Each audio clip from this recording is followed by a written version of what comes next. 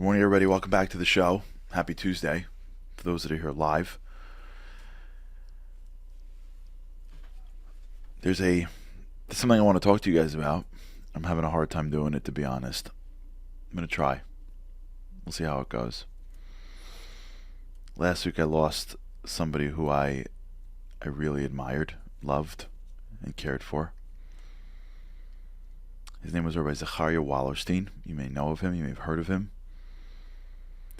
He was a larger-than-life character, a individual whose life was dedicated to serving others. He built institutions to help people that needed it. He sustained it on his own. He inspired the masses. He was a true man of God. He was a man of God in every way. In every way. You know, many times people believe in God, but they don't live with God. They don't act in their beliefs. They don't walk through walls when they need to, you know? He did. We've been talking a lot about the idea of sacrifice, and it keeps on reminding of me, and I keep on avoiding it, but I don't think I should, but I keep on doing it, to be honest. He passed away last week, and I have a very hard time talking about it, but I don't think it's appropriate not to. You know, Wallerstein was a man who I don't really know a lot of people like him, and I don't want to talk to him about. I'm not doing this for Wallerstein. I'm doing this for me and you. This is the narrative of yesterday's conversation. This is the heroes of last week, right? This is the sacrifice of last week. I'm not talking about Rabbi Wallerstein for Rabbi Wallerstein. I believe he is in heaven right now, in an incredibly good place. I'm doing this that we can learn from this man, where we can make sure we carry on some level of his legacy, even if you never met him. I almost never met somebody in my life that believed so strongly in God to the extent that if he felt what he was doing was right, and he was very connected to people much greater than he, and if he got direction from his mentors, his rabbis, and he felt that what he was doing was right, he would sacrifice whatever it was.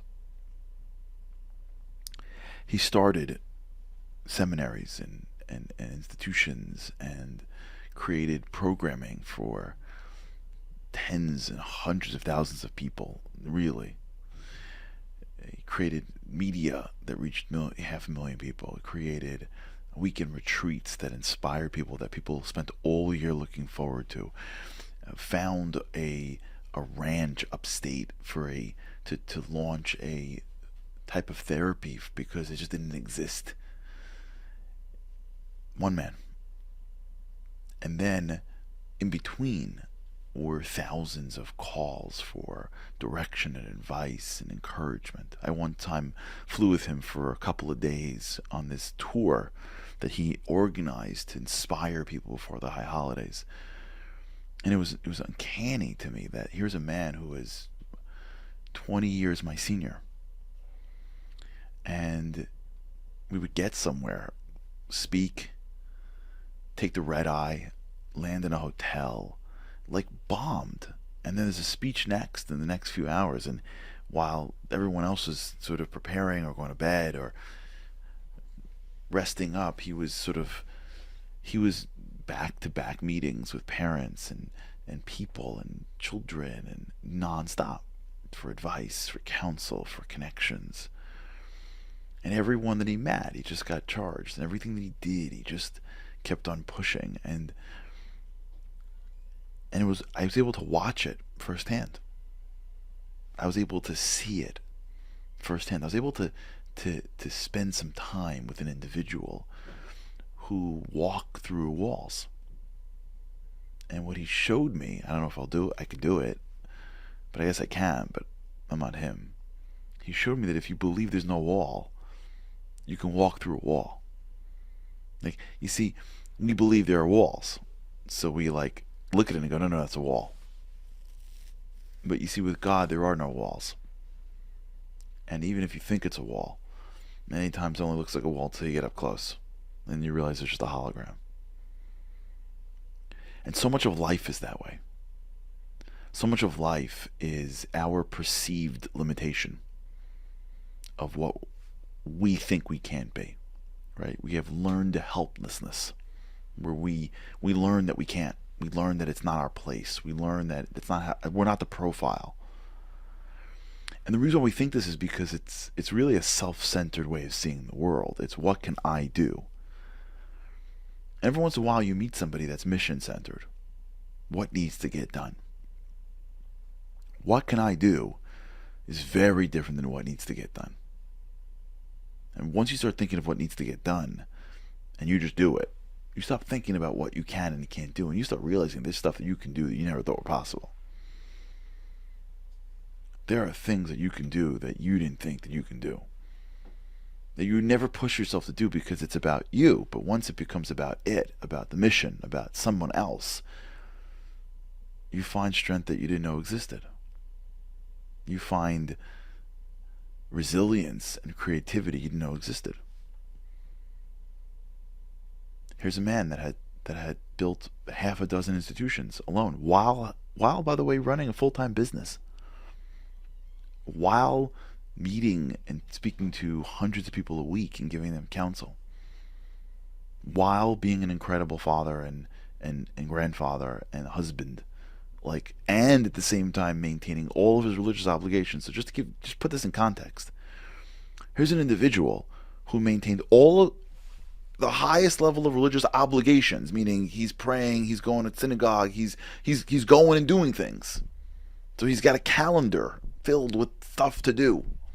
And then on top of that, he's a family man. And on top of that, he's an advisor to hundreds a week. And then on top of that, he's got a full-time business.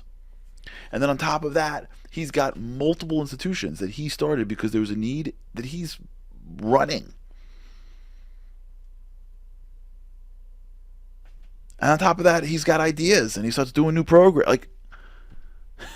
How does a man like that operate? It's because he lives with the narrative of if it needs to get done, it'll get done. He lives with God. He doesn't just believe in God. But I want you to know there's a narrative out there. The narrative is, I know what I can, I know what I can't do. It's called learned helplessness. I've learned in life that I can't do stuff. And there are people that unlearn that in life. And if you know one, stay close to them. I lost one last week. I lost someone that I really, really, really looked up to. I lost someone that taught that to me.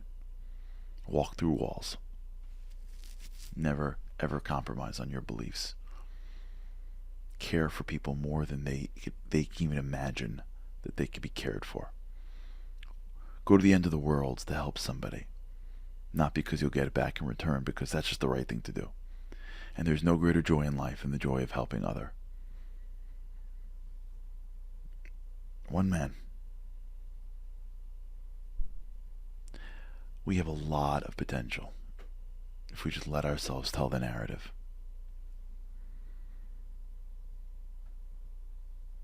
I learned that from him, and I'm going to miss him. I'm going to miss him like crazy.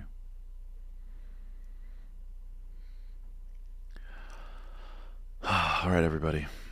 Have a good day. Walk through a wall today.